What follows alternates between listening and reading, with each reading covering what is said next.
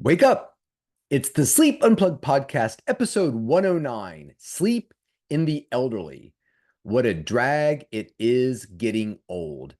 Welcome, everyone, to the Sleep Unplugged podcast. My name is Chris Winter. I'm a neurologist, sleep specialist, and your host for this episode of the podcast. If you're new to the podcast, welcome. If you're a veteran of the Sleep Unplugged podcast, welcome back. If you're watching the podcast on the YouTube video channel, you probably have noticed that the video looks a little different. I've got this super fancy video set up for some filming I'm doing later this week. And I just went ahead and got it all set up and thought, well, since I've got this really good camera, I'll use it and compare it to what the typical web camera I use looks like. So if you're watching on the YouTube channel, that's why things look a little different this week. It's been a busy week. Went out to Cleveland and Pittsburgh and did some lecturing. Really had a great time with everybody out there in those two cities who came out. I think we learned a lot from each other. And as I've said before, the people in Cleveland and the people in the Steel City are in excellent hands when it comes to sleep. We talked a lot about narcolepsy when we were out there, and it was really interesting. One of the nurse practitioners I was talking to was describing how difficult it is to get some providers that she works with to embrace the diagnosis of narcolepsy. And I think that is an interesting position for a mid-level to be in sometimes. And so maybe we'll talk about that at some point in the future. Another episode in terms of obstacles that patients with narcolepsy deal with.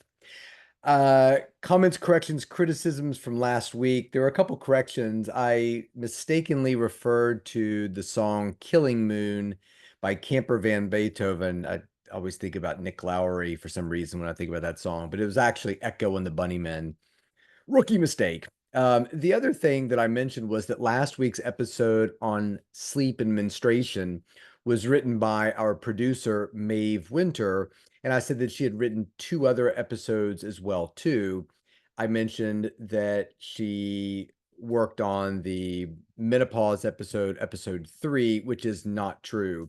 She was a guest on episode 52 about buying a mattress, but the other two episodes that she wrote were episode 68 on perinatal sleep and episode 95, Sleep and Breath. And now she's also written episode 108, Sleep and Menstruation.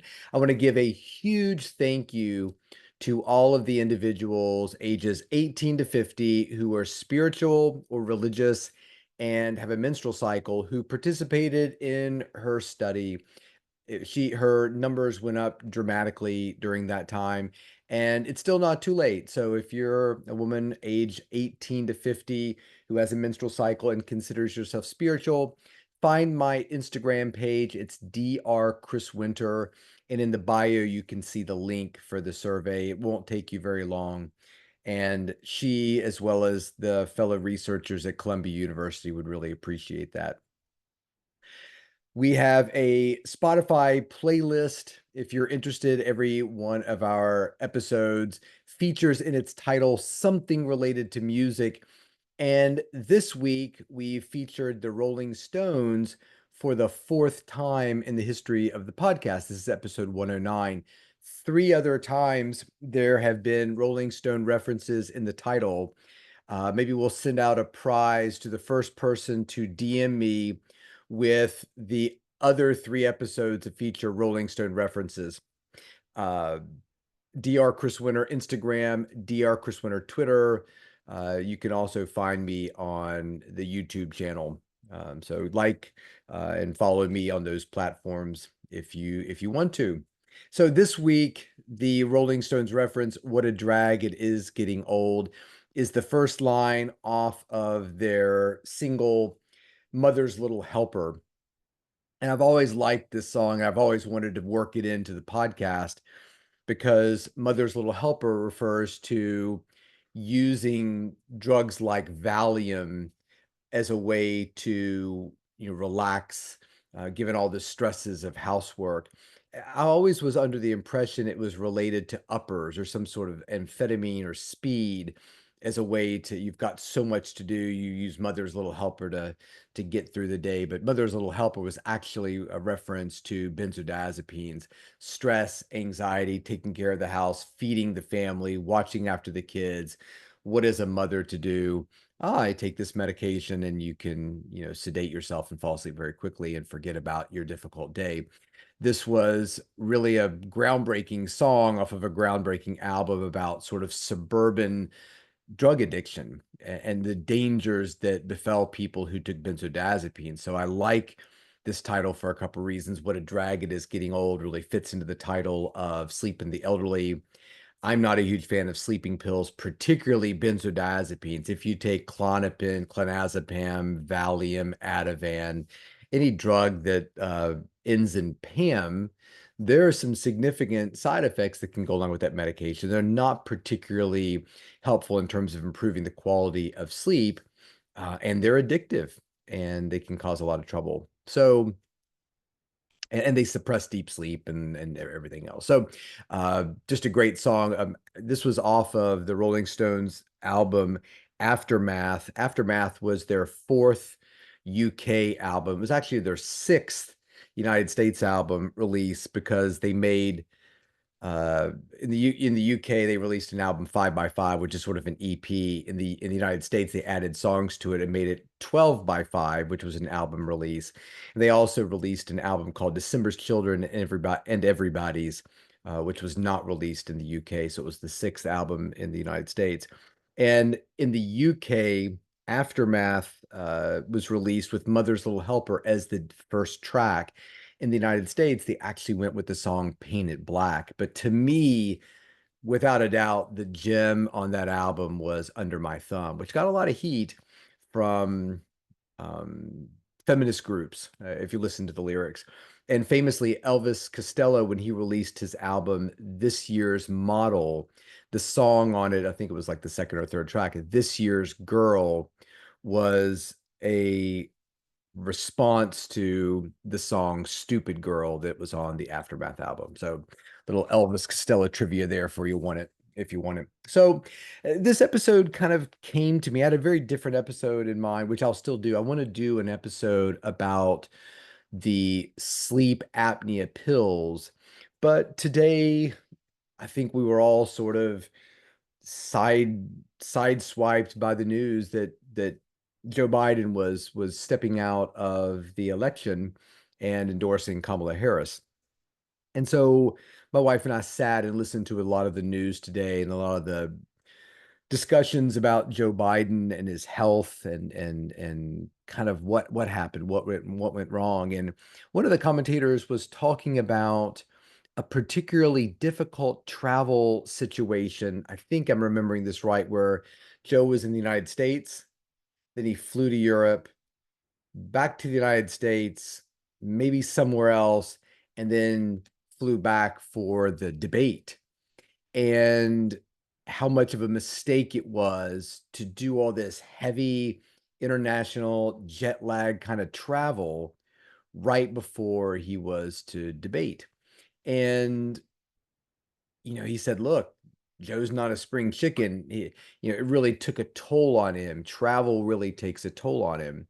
And I was thinking about that and also thinking about, I believe it was some sort of press release that came out that said, look, Joe's going to stay in the race and he's just going to really commit to an earlier bedtime, which I thought it kind of reminded me of residency. Like, the solution to getting hammered with being on call every other night was just to go to your director and say, hey, look, I've got this great idea because I'm not feeling great. I'm kind of depressed and I'm so tired.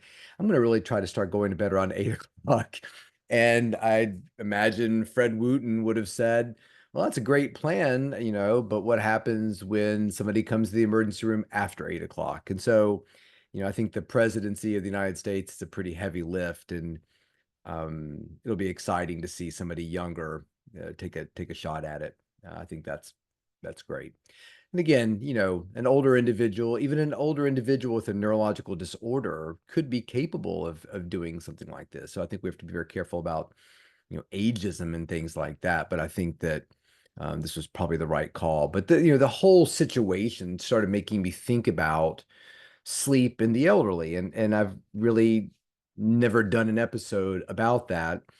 And this is also at a time when we're taking care of people in our own lives who have different age related problems and issues related to sleep because of that. And so I thought this would be a very appropriate topic.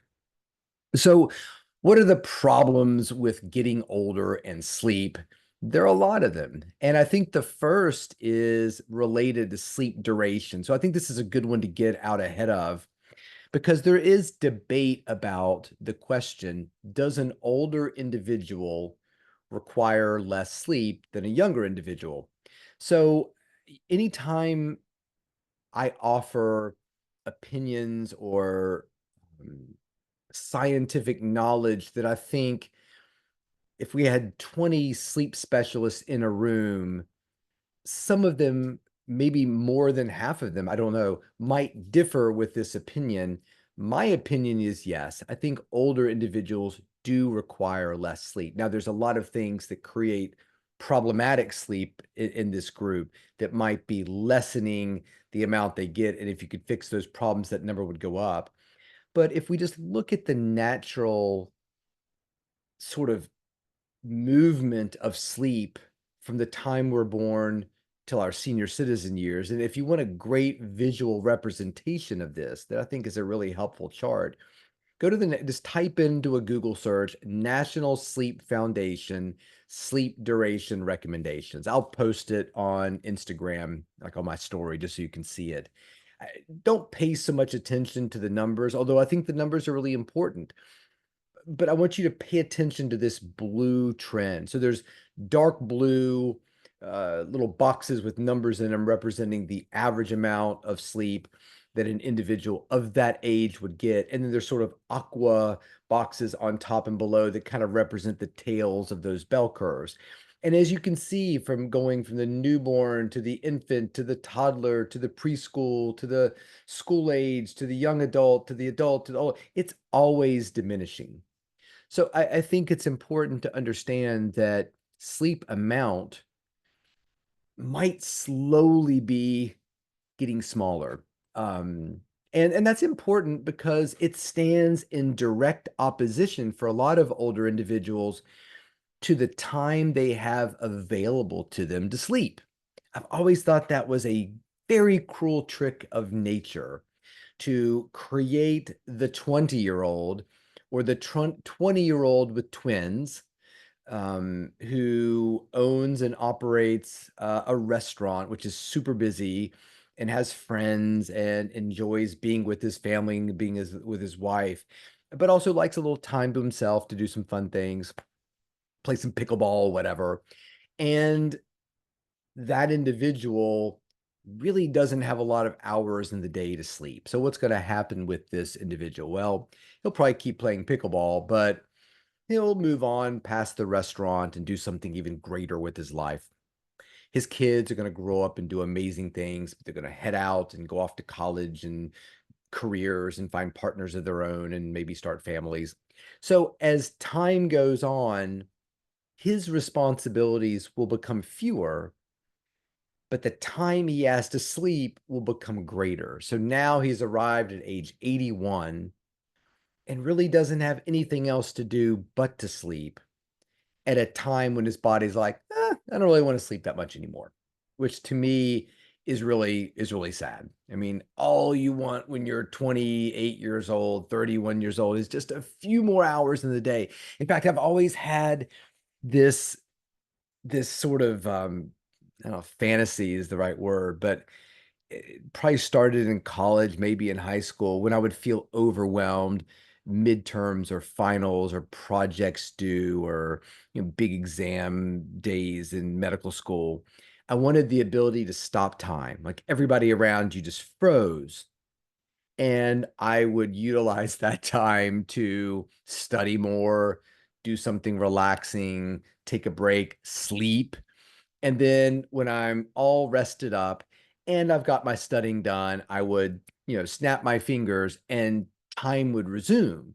Nobody around me would be aware that I had all this extra quote unquote time that they didn't. So part of the deal would be wherever I stopped time, I could go study, take a nap, but whenever I restarted it, I would need to be wearing the same thing and be in about the same position I was when time started again, so as not to arouse any suspicion. So it is a little, but again, like, so that's the kind of cruel joke that we play on it. So we have more capacity to nap.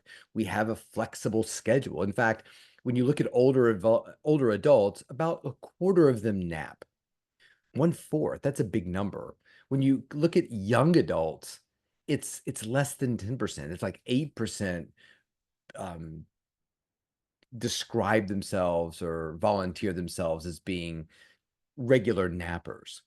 So we've got more time to sleep.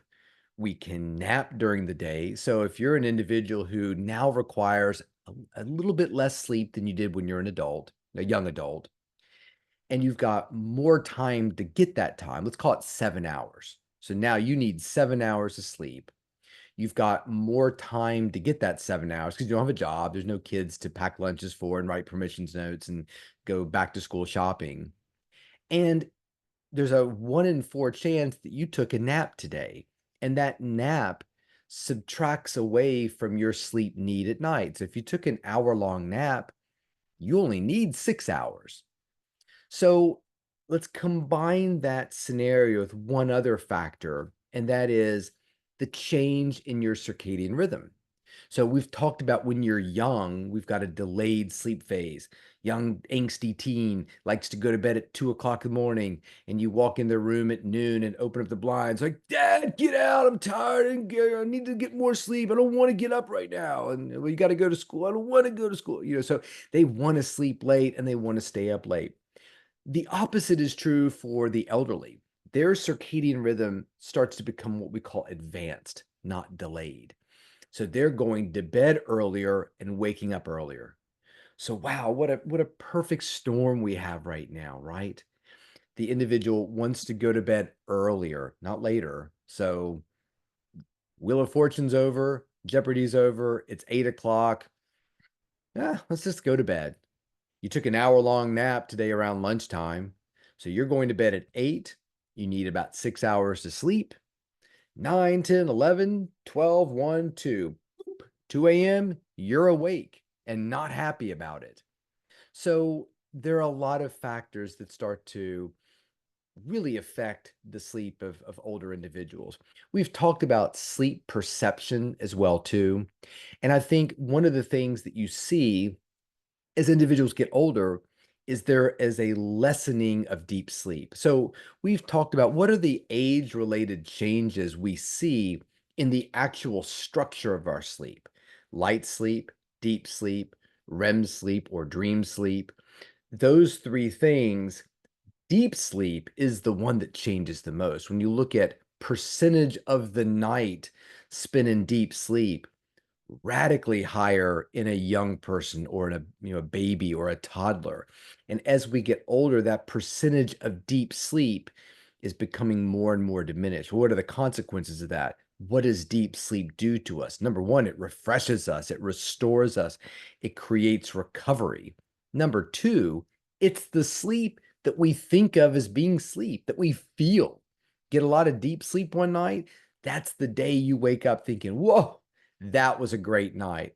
Went out raking leaves, and it was raking leaves all day and doing whatever, working in the yard. Last week I was planting some bushes in my backyard.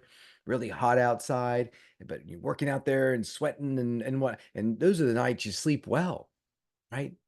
So that's deep sleep. So we're getting less hours of sleep, less deep sleep.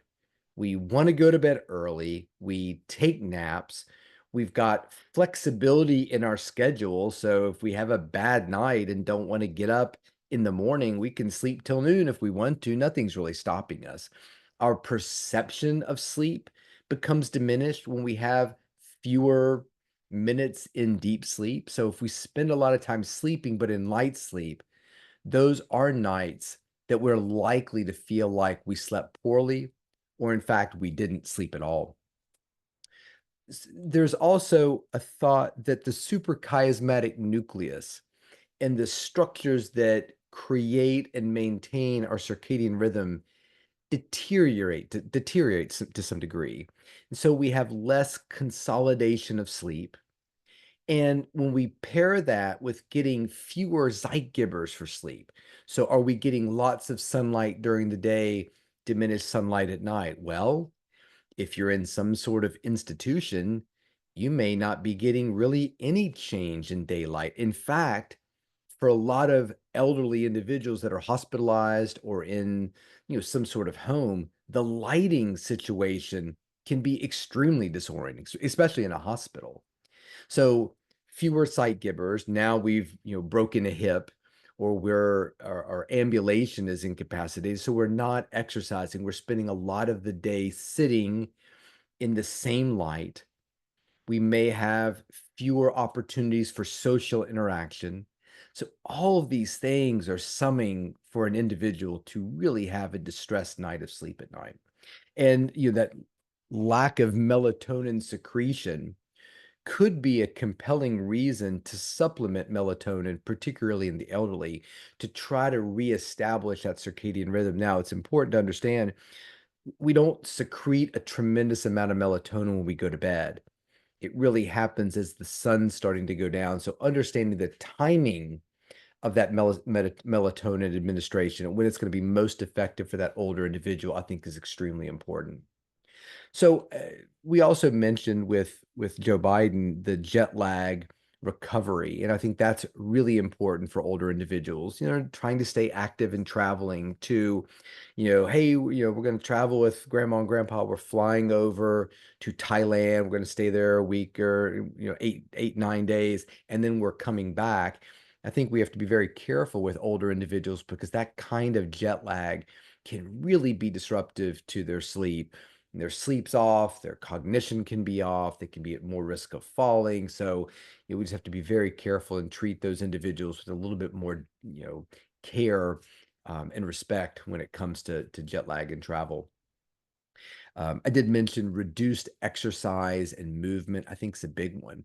We did an episode way back in terms of, how do you get more deep sleep?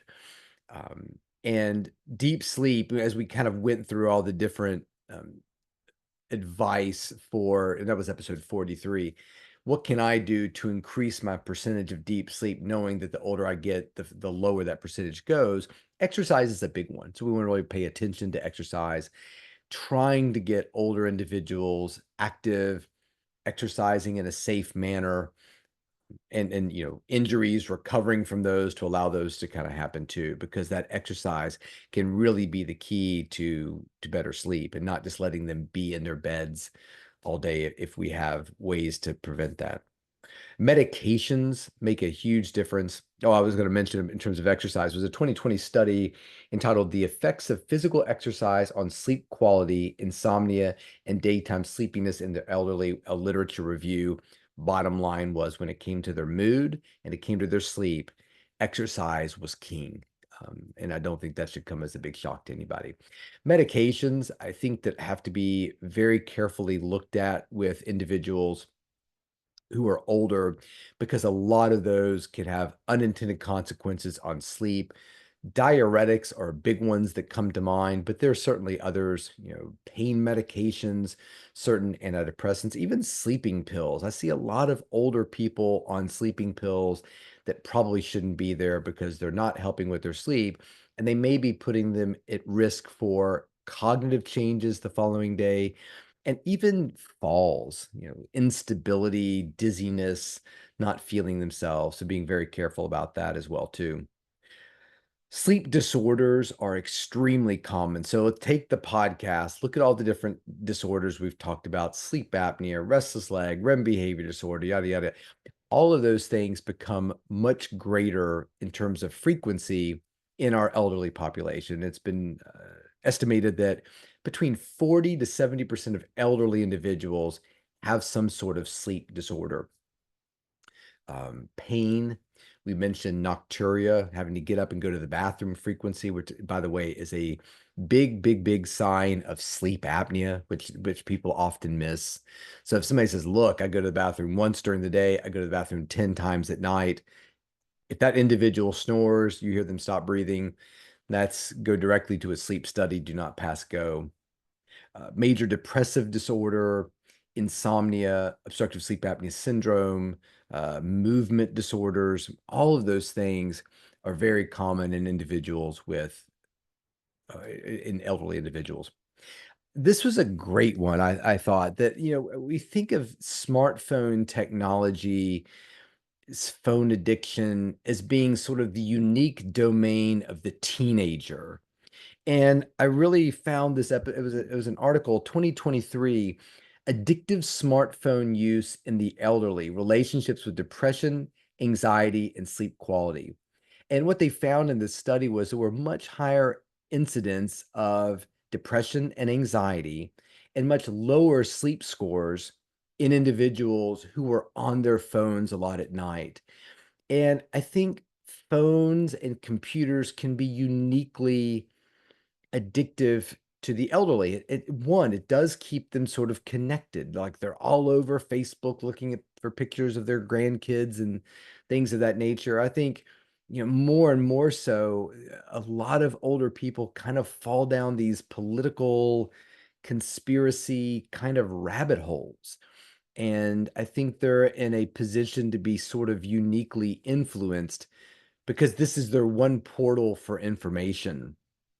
I, I I just had a conversation with a patient not too long ago who said she found virtually everything that she read on the internet terrifying, and that terror was impacting her sleep greatly. And as she was talking, it reminded me of the Saturday Night Live sketch, The Old Glory Insurance. Old Glory Insurance was insurance that older individuals could get to in case of a robot attack. And it's one of my favorite SNL cartoons, and it really hit upon that idea of sometimes people can get preyed on in terms of what to believe, what not. I mean, do you ever get mail that kind of looks like it's some sort of official tax bill? And you kind of open it up and you realize, no, this is just a thing about extending car insurance warranties that you don't have.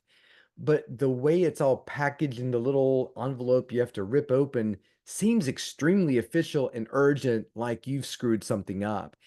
And I always think, how many older individuals who aren't quite with it, you don't have the grasp on technology and understand scams are being fooled by this. And that's where that kind of old glory insurance, I'm sure there's all kinds of things that terrorize people on the internet and that affects their sleep. My favorite, the best part, if I from that old glory commercial was um something like, God, what was it? It was insurance for individuals over 50 who've suffered a robot attack, and something like, "When they grab you with their metal claws, you can't break free because they're robots, and they're made of metal, and they are strong," or something like that. So I think the internet could be a terrifying place at worst, and a very addictive place at best.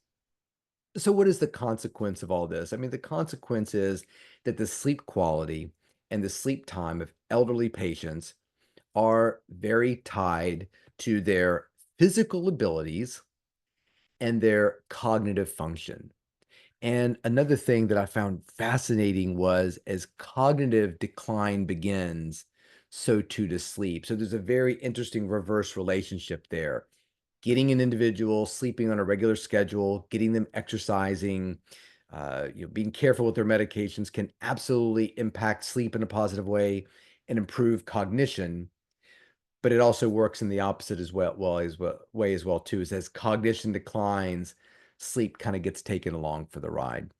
So pay attention to medications, pay attention to schedule, pay attention to exercise, pay attention to light, and pay attention to sleep amounts. If an individual is going to bed at 8 o'clock, expecting to wake up at 8 the next day, it's just not going to happen. And we don't want to be medicating people because they can't sleep 12 hours, which I see all the time. So that's it. Sleep in the elderly, done and dusted. Want to thank you all for listening to the show. You can follow me on Dr. Chris Winter Twitter, Dr. Chris Winter Instagram. I always appreciate follows, always appreciate DMs and ideas for topics, thoughts about elderly and sleep. Want to thank Maeve for last week's episode.